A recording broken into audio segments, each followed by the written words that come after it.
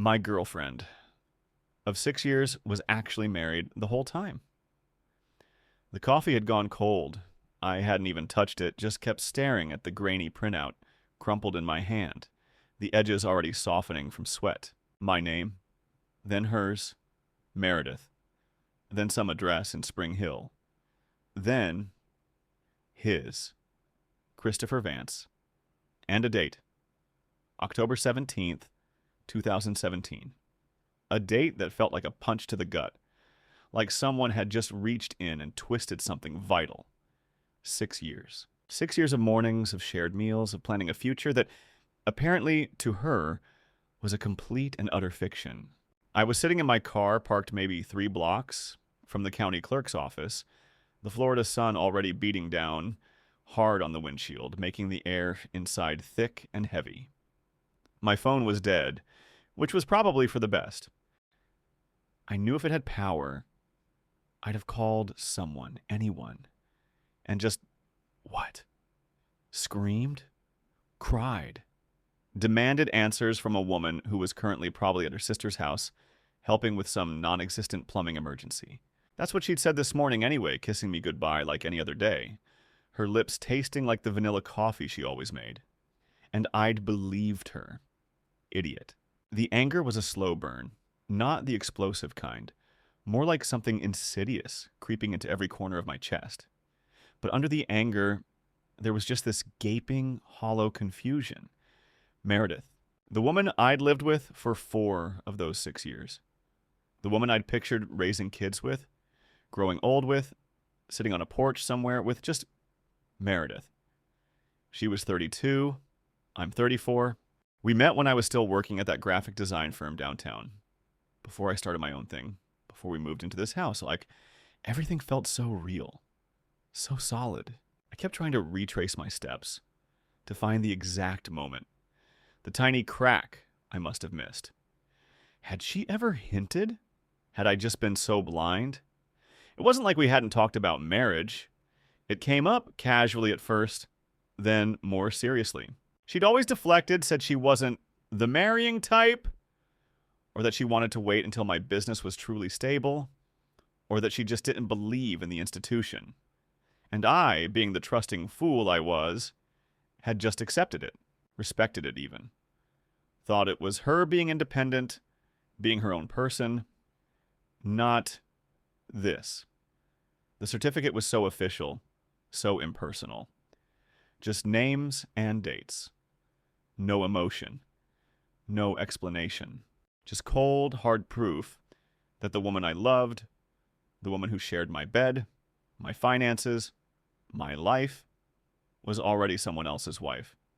Not just already married, but had been married since before we even officially started dating.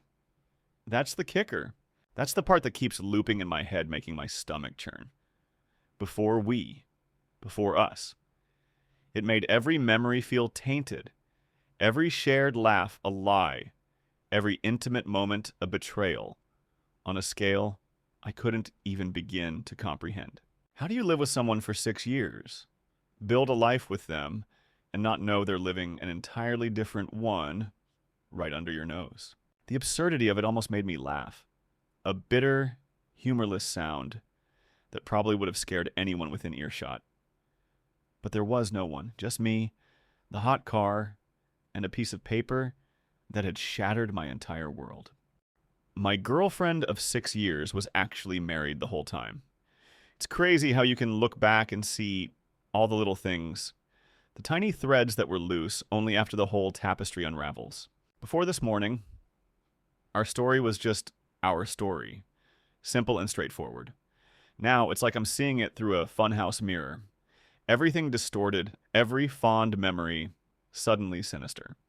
We met in the spring of 2017, March 11th, I think. I was out with my buddy Liam at a place called The Thirsty Lizard, a dive bar in downtown St. Pete. I was 28, still figuring out if I actually wanted to keep working for someone else, or take the leap and start my own design agency. Meredith was there with her friends for some kind of birthday thing. She had this bright, infectious laugh that just carried across the room. And I remember thinking, okay, maybe I should try talking to her. She was wearing this floral sundress, and her hair, even then, was this amazing wild auburn that just seemed to glow. We hit it off pretty quickly. We talked about everything: our jobs, what we wanted out of life, our terrible college experiences. She said she worked for a nonprofit, something about environmental advocacy, which I thought was really cool. Very passionate, very driven. We exchanged numbers, and I called her the next day. Our first real date was a week later, at a little Italian spot on Central Avenue. We just talked for hours. It felt easy, like we'd known each other forever. She told me she was 26. Looking back, there were things. Small things, mostly, like she never really talked much about her family. Her parents were back in Michigan, and her sister Audrey was always busy. She saw Audrey often enough, or said she did, but I rarely met her. Maybe once at a big holiday party at our place years later.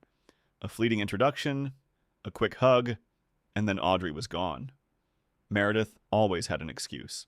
Audrey's not really a social person, or her husband David is super introverted. They mostly keep to themselves. I just accepted it. I mean, my family's pretty chill, and my mom lives up in Gainesville, so it wasn't weird for me that she didn't bring them around all the time. Our routines became intertwined so fast. Within 6 months, she was practically living at my apartment. By early 2018, we found a small house in the Gulfport area and officially moved in together. It was just assumed. We went grocery shopping on Sundays. I'd cook most weeknights. She'd handle the laundry. She was meticulous about her space, always keeping her side of the closet incredibly neat, her drawers organized. She'd wake up earlier than me, sometimes going for a run before I even stirred. We'd have coffee together on the back porch, talking about our day, plans. It was normal, comforting. Then there were the work trips. A few times a year, she'd have to travel for her nonprofit, always to different cities: Orlando, Tallahassee, sometimes even Atlanta or Charlotte. She'd be gone for 3 or 4 days, always called me every night, always seemed genuinely tired when she got back. And she'd bring me a little something, a local craft beer, a magnet, something small. I never questioned it. Why would I? She had a demanding job, I figured. Her phone was another thing. She was always very private with it, never left it lying around unlocked, always had it on silent or vibrate.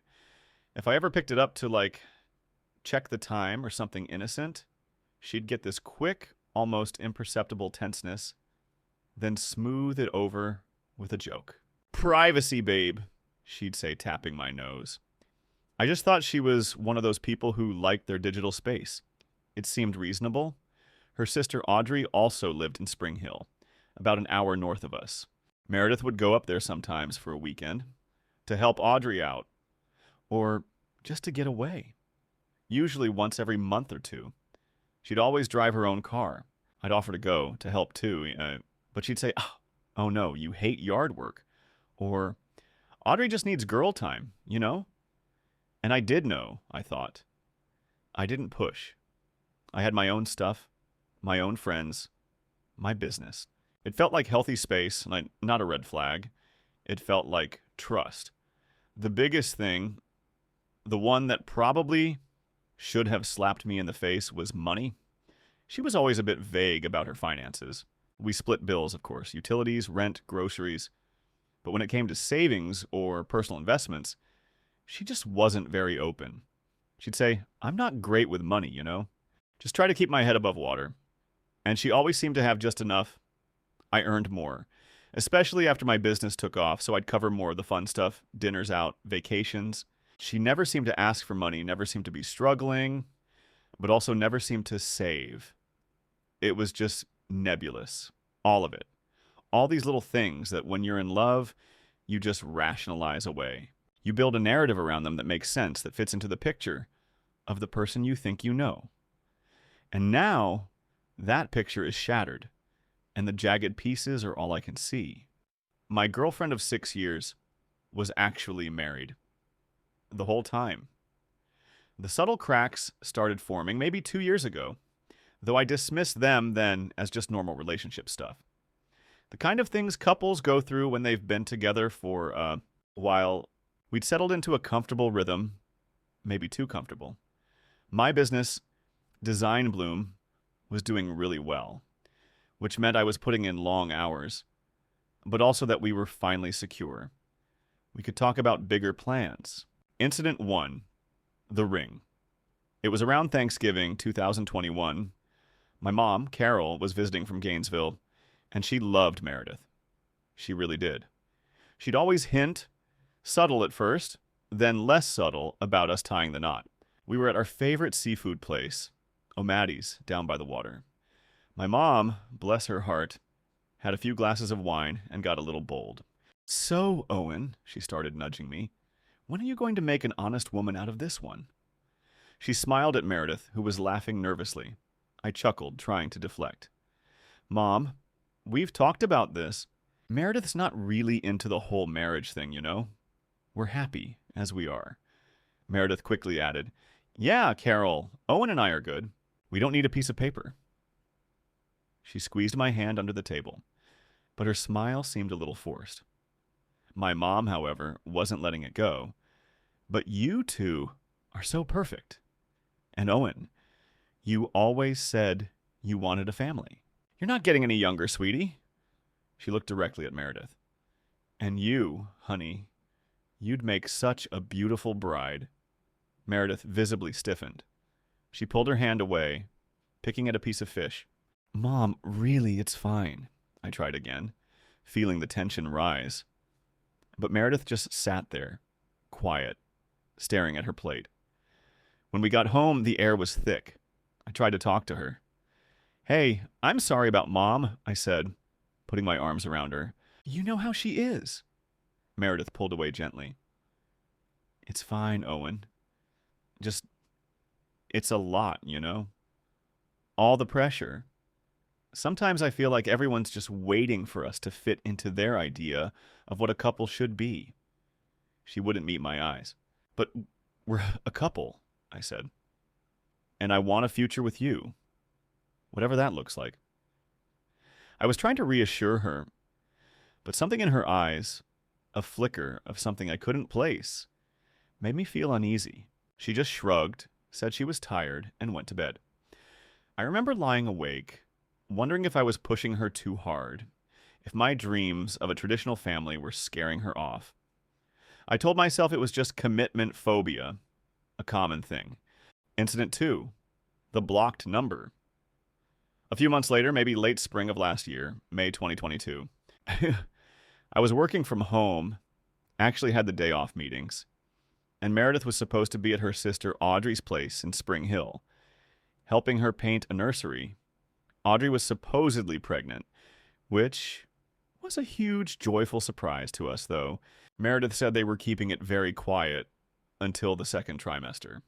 I was trying to call her just to chat, see how the painting was going, but her phone kept going straight to voicemail. No big deal. She was probably busy. But then, about an hour later, I got a text from an unknown number. "Hey, sorry, this is Meredith. My phone died and I'm using Audrey's old burner. My charger broke.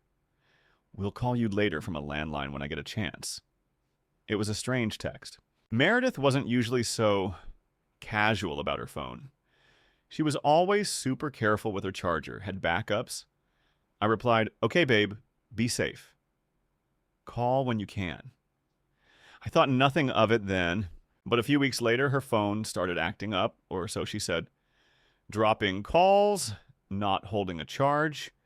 She'd get frustrated, say she needed a new one. I offered to go with her, help pick one out. No, she said. "I'll just grab one on my lunch break. Don't worry about it." A few days later, she showed up with a brand new phone. Same model, same color. "Got a good deal," she chirped. And I bought it, hook, line, and sinker. I never questioned why a nonprofit worker would need to replace her phone so quickly, without a second thought, or why she'd use a burner for just one day. Incident 3, the photo. This one sticks out. Last Christmas, December 2022, we were at our annual neighborhood holiday party. Liam was there with his girlfriend, Chloe. We were all having a good time. a little too much eggnog. At one point, I grabbed Meredith for a picture. I had my arm around her, she was laughing, and I pulled out my phone. It was a good photo. We both looked genuinely happy. I posted it to my Instagram like I usually did with our special moments. A few hours later, after we got home, Meredith was quiet, withdrawn. "Everything okay?" I asked, putting my arm around her as she sat on the couch, scrolling through her phone. "Yeah, just... Can you take that picture down from Instagram?" she said, not looking at me. I was surprised. "Why?" "It's a great shot of us," she sighed. I don't really like being on social media, Owen. You know this. And my boss, he's really strict about professional boundaries. It just feels a bit much, you know? For a public profile, this was new. She'd never had an issue with my Instagram posts before. I had tons of pictures of us. I frowned. "Your boss? What does your boss care about my Instagram?" "It's just optics, I guess," she mumbled. "Look, can you just do it for me?" "Please." She looked genuinely distressed. And because I loved her, because I wanted to make her happy, I took it down. I deleted it. I even went through some of my older posts just in case and archived a few that showed us being overly affectionate. I felt a bit foolish, but I justified it to myself. She's just a private person, and her job probably is sensitive. I was making an effort for her. My friend Liam noticed something was off too. A few weeks after the party, we were grabbing a beer. He brought it up. "So, what's up with Meredith and the social media thing?" he asked, swirling his beer. I explained Meredith's boss reason. Liam just raised an eyebrow. "Really? You've had photos of you two up for years. Never heard of a nonprofit that cared about employees' personal dating life on their partner's Instagram." "I don't know, man," I said, shrugging. "Maybe they're just super strict." Liam scoffed gently. "Or maybe she's hiding something, dude. Just saying. Meredith's always been a little enigmatic, hasn't she? Remember how she was always vague about her family or those work trips?" I got defensive. "No! Come on, Liam. She's not hiding anything. She's just private. You know how some people are." But his words, enigmatic, hiding something, they echoed in my head.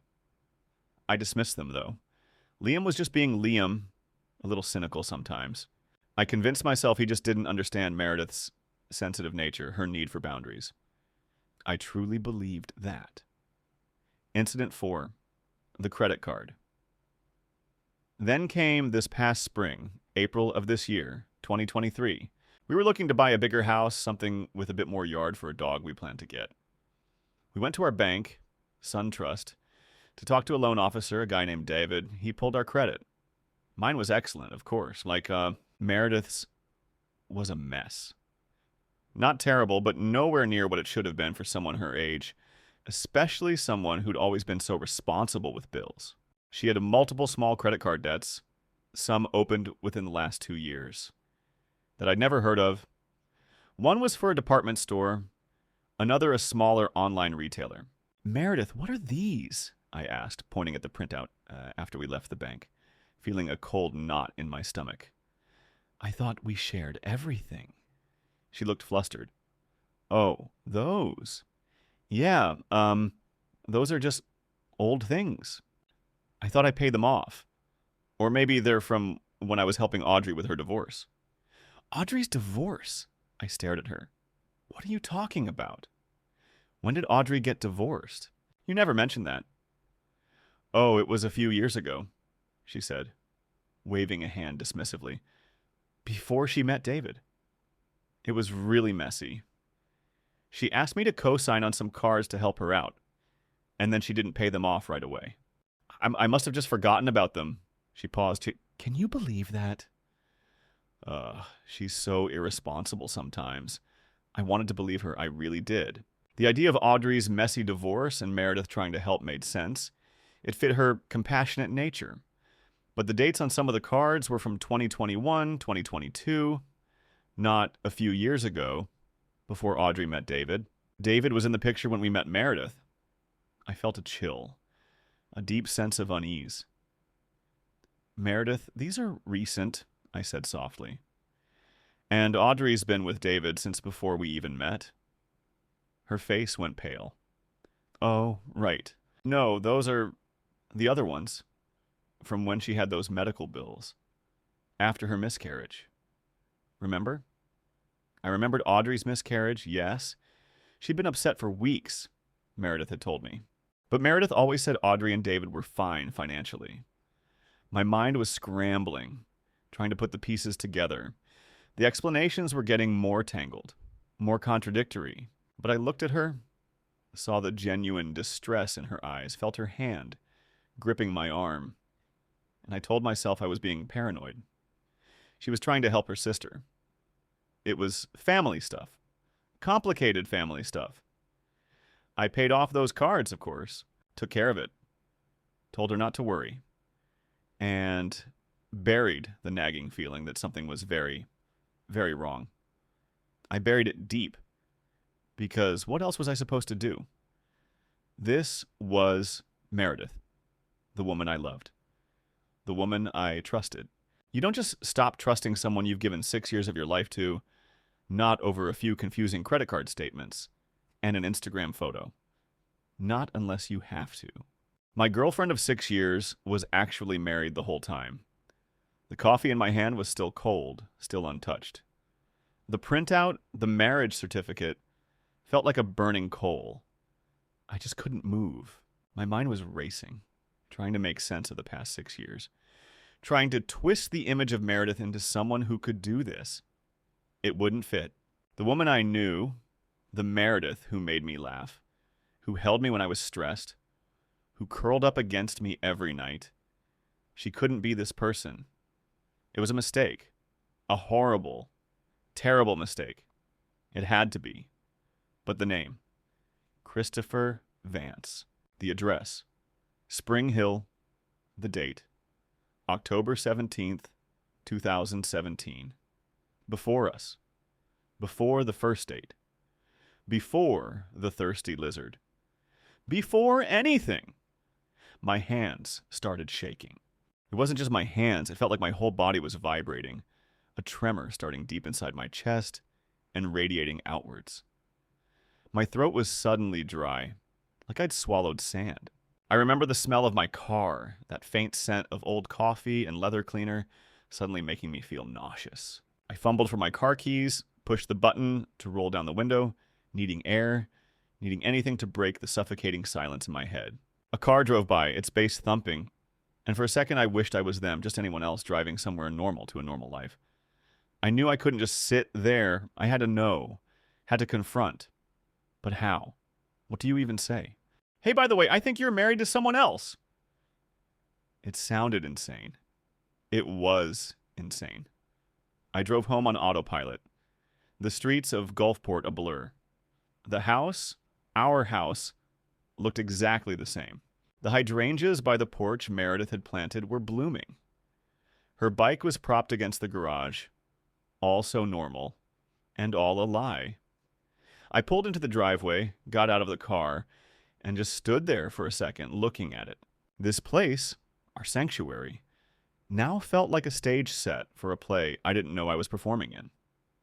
Meredith was in the kitchen, just like she said, back from Audrey's much earlier than expected. She was humming, chopping vegetables for dinner, the familiar clatter of the knife on the cutting board. The smell of garlic and onions filled the air, a smell that usually brought me comfort. Today, it just felt wrong. She looked up, saw me standing in the doorway. Hey! You're home early.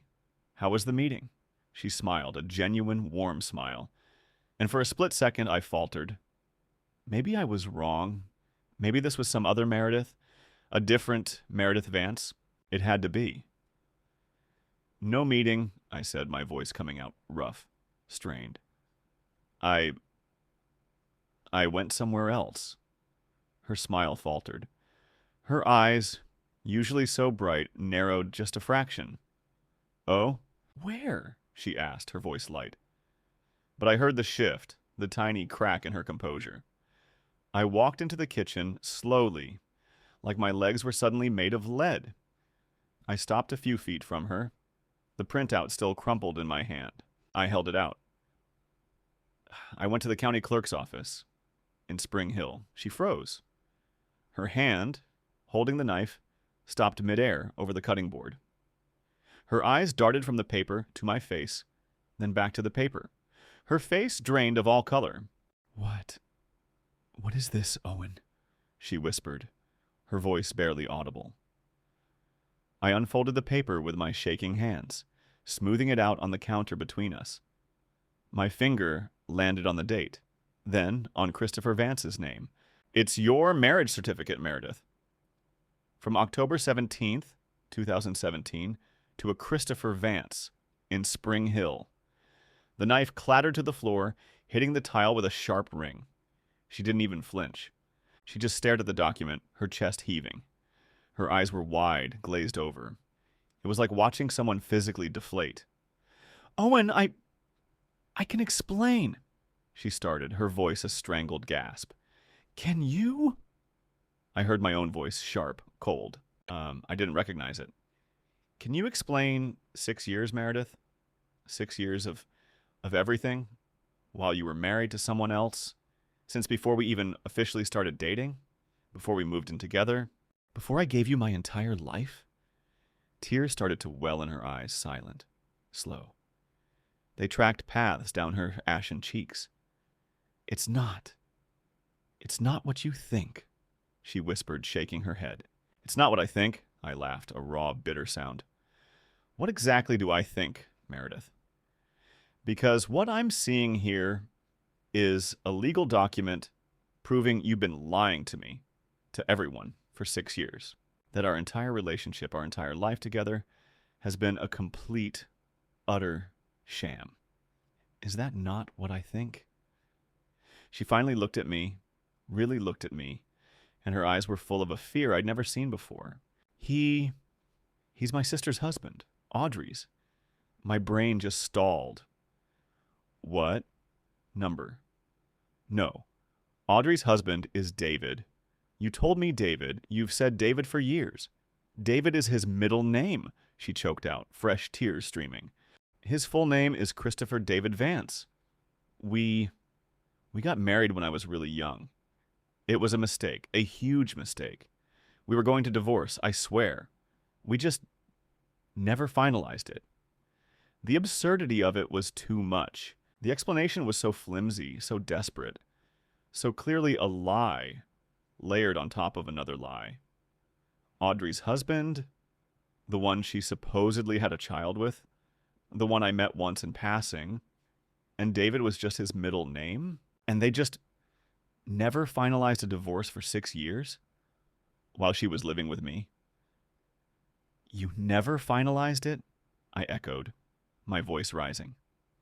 You lived with me for 4 years. You shared a bed with me. You ate dinner with me every single night. You talked about our future, our kids, our retirement, and you expect me to believe you just forgot to finalize a divorce from your sister's husband? My hands clenched into fists, my knuckles white. It's complicated, Owen. So complicated. He threatened me. If I left, if I divorced him, he said he'd ruin me. My job. Everything. I was so scared. The words tumbled out of her, fast, desperate. I just stared at her, trying to process this new, frantic narrative. Threats? Ruin her? It was too much. My head was spinning. All the little pieces, the secrecy, the vague money issues, the work trips, the phone, the Instagram photo, they all clicked into place. Not as a normal person's quirks, but as pieces of a meticulously constructed deception. It wasn't just a marriage, it was a double life. Get out, I said, my voice flat, empty. Just get out. She tried to reach for me, her hand hovering in the air. Owen, please, just listen. No, I cut her off. I have heard enough. I have heard 6 years of lies. I don't want to hear another word. Just pack a bag. Get out. Now. The kitchen air was thick with the smell of garlic and raw, exposed betrayal. The knife was still on the floor. I watched the fear on her face turn into a deep, guttural despair. She didn't argue further. She just turned and walked slowly out of the kitchen. Her shoulders slumped, leaving me standing there amidst the half-chopped vegetables and the shattered remnants of my life. My girlfriend of 6 years was actually married. The whole time. The next few hours were a blur of raw, frantic energy. Meredith didn't say another word. She went straight to the bedroom, and I just stood in the kitchen, listening to the rustle of clothes, the zipping of a suitcase. My phone was dead. Still hadn't charged it. It felt fitting, like my whole connection to the world had just been severed. I heard her moving around, then the squeak of the front door opening and closing. Silence. Absolute, deafening silence. I walked into the living room, then the bedroom. Her side of the closet was half empty, a few hangers still rattling. Some of her books were gone from the nightstand. It was like she'd never been there, almost. Just a gaping void where 6 years of memories used to live. The practical stuff hit me almost immediately. The house. Our house. We'd bought it together. Both our names were on the mortgage. Both our names on the utility bills.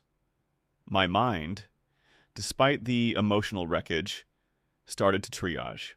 I called Liam. Not his girlfriend Chloe, just Liam. He picked up on the second ring, his voice slightly slurred. It was late now, past midnight.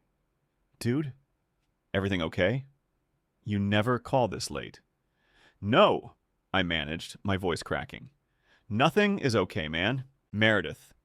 She's gone. I kicked her out. Then, in a rush, I told him everything. The clerk's office, the marriage certificate, the lies, the Audrey's husband mess. He listened, silent for a long time. Owen. Holy shit, he finally said, his voice sober now. I knew she was always weird about things, but married? The whole time? Yeah, I whispered. The whole time. Liam was a rock. He told me he'd be over first thing in the morning. Told me to try and get some sleep. Sleep. The thought was laughable. I spent the rest of the night pacing, staring at the ceiling, feeling an intense mix of anger and sorrow. One minute I was incandescent with rage, picturing her, picturing him, picturing all the deceit. The next, I was just overwhelmingly sad. Mourning the loss of the future I thought we had. Mourning the person I thought I knew. I felt stupid. So incredibly stupid. How could I have been so blind? All those little red flags, the things Liam had even pointed out, I just dismissed them. The next morning, Liam was there, coffee in hand. We went through everything. First, the house. He urged me to talk to a lawyer. This isn't just a breakup, Owen. This is fraud. You need to protect yourself. He was right. I found a local attorney, a woman named Miss Henderson, who specialized in family law and property disputes. The consultation was brutal. When I showed her the marriage certificate and explained the situation, her expression just hardened. She laid out the grim reality. I could potentially be on the hook for any debts Meredith had incurred during our relationship, because we presented ourselves as a couple. And the house, if her husband, Christopher, had any claim to it under Florida marital law, that was another mess. It was a legal nightmare. Then came the emotional fallout. I told my mom. She was devastated, heartbroken for me, but also furiously angry at Meredith. How could she do this to you, Owen? You loved her so much. My friends were shocked, disbelieving. Chloe, Liam's girlfriend, who had always liked Meredith, just kept shaking her head. I just don't understand it. She always seemed so normal, so sweet. That's the thing. She was sweet. She was kind. She was funny. Or at least that's who I believed she was. The cognitive dissonance was overwhelming. How do you reconcile the loving partner with the conniving liar? A week later, something new came to light. The lawyer, Miss Henderson, had started digging. Turns out Christopher Vance wasn't just Audrey's husband, David. He was a man who worked for the same nonprofit Meredith did, in a different department. And Audrey was actually his sister, not Meredith's sister. Meredith had used his sister's identity, probably to create a plausible reason for going to Spring Hill. The layer of lies just kept peeling back, each one more shocking than the last. Meredith didn't even have a sister named Audrey. It was all a complete fabrication. The work trips, the helping Audrey, the Audrey's divorce, all designed to cover her tracks, to keep her other life completely separate. This wasn't just a divorce she forgot to finalize. This was a calculated, intricate deception. Christopher Vance, her actual husband, worked with her. He knew. He had to have known. That hit me harder than almost anything else. It wasn't just Meredith, it was them. A team, playing me for a fool. The anger, which had been simmering, erupted into a cold, hard fury. It wasn't just my heart that was broken, it was my entire sense of reality. My girlfriend of 6 years was actually married. The whole time. It's been almost 3 months now since that day, since I found the marriage certificate. The house feels huge and empty, even with Liam crashing on the couch a few nights a week, just to keep me company. I'm still here, still living in the house Meredith and I bought together, but every corner holds a ghost. We're in the middle of the legal process, and it's a mess. My lawyer is trying to untangle the financial commingling and figuring out what, if anything, I can recover. Meredith's lawyer has been surprisingly quiet, probably because there's not much of a defense for this kind of deception. It's not about revenge for me, not anymore. It's about protecting myself, picking up the pieces. What have I learned? God, everything and nothing. I used to be such a trusting person, maybe to a fault. I'd like to think I'm still trusting, but now there's this filter, this constant, quiet hum of skepticism in the back of my mind. It's exhausting, honestly. I look at people differently. I question motives. I find myself searching for the hidden angles, the things unsaid. And that's not who I want to be. I don't want to become cynical, but it's hard not to when you've been fooled on such a fundamental level. My business has taken a hit. I just haven't had the focus, the drive, the creativity I used to. My clients have been understanding, thank God, but I know I need to get back on track. As for future relationships, I don't even know. The idea of letting someone in, truly letting them in, feels impossible right now. How do you ever trust anyone completely again after something like this? How do you even begin to date when every conversation, every detail, feels like it needs to be cross-referenced? I want a family, I still do, but that dream feels so distant, so tainted. I'm grateful for my friends, especially Liam. He's been incredible. My mom, too, she checks in on me constantly. Just having people who believe me, who are angry for me, it helps. It really does. I don't know what I would have done without them. There are so many questions that still spin in my head. Why? Why me? Why couldn't she just be honest? What was so terrible about Christopher Vance that she couldn't divorce him, but felt it was okay to build an entire fake life with me? And him, Christopher. What did he know? How complicit was he? I probably won't ever get the full answers, not really, and I'm trying to make peace with that, but it's a slow, agonizing process. It's not just a broken heart, it's a broken worldview, and I'm just trying to figure out how to put it back together